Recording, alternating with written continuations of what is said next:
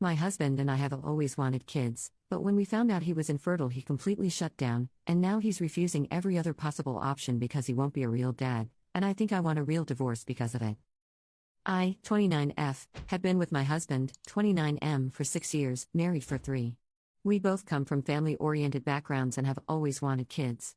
We're financially stable and can provide a child an amazing life. We've officially started trying for a baby in early 2023. After months of nothing, I started to get worried. I wanted to get our fertility checked then, but he said I was being a worry rat, and let's wait a year of trying before we get any testing. A year was in February, and I scheduled our testing then. The results shocked us. We were both ignorant and assumed I was the one with the issue if there was one. I mainly see women talking about being infertile, so it didn't cross our mind it could be something else. The doctor calls us and in one of the worst days of our lives tell us that my husband has a condition called azoospermia, meaning he has no little swimmers. In his case, they say that the surgery to extract directly from his testicle doesn't seem that it will yield high results, but it wouldn't hurt to try. My husband and I were devastated. I wanted us to explore all routes. Him taking the medication and getting the surgery, and if that fails, either a donor or adoption. I understand this is life-changing news, especially for my husband, but since February he has refused to do anything about it. He said he doesn't want to take meds and get the surgery if it will be a waste like the doctor thinks. That using a donor makes him feel emasculated, and he doesn't want to raise my child with another man's DNA, even if it's from a relative of his, and that adoption isn't something he's ever wanted. I have no one to talk to about this in real life since he doesn't want his diagnosis out there. It's been affecting me really bad mentally. There's nothing more I want than to be a mom. I begged him to go to therapy and he refuses, saying he accepts it. I'm the one that isn't. Every time I try to start a conversation, he shuts it down by saying that we will never have a child together, he will never be able to be a real dad, so to move on.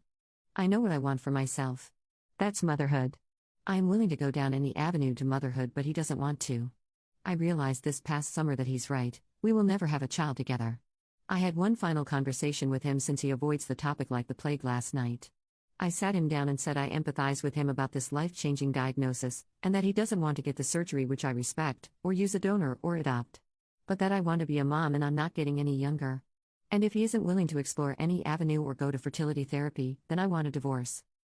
He broke down saying he can't believe I would be willing to walk away from our marriage over this. That if the shoe was on the other foot, he would never leave me for being infertile. He says I'm a horrible person and that I'm punishing him for something he can't control. I told him it's not for being infertile, I can work with that, but it's because he's refusing to go down any route to become a parent, knowing that's something we've both wanted. He says that I never loved him, otherwise I would never contemplate divorce over kids that don't exist yet. He cried about it afterwards and refused for me to console him. I feel so horrible. But what else can I do? Continue begging him to change his mind or speak to a professional? He only wants bio kids and refuses to do the surgery because it's too much prep, daily vitamins, meds, no hot showers, etc. Ida?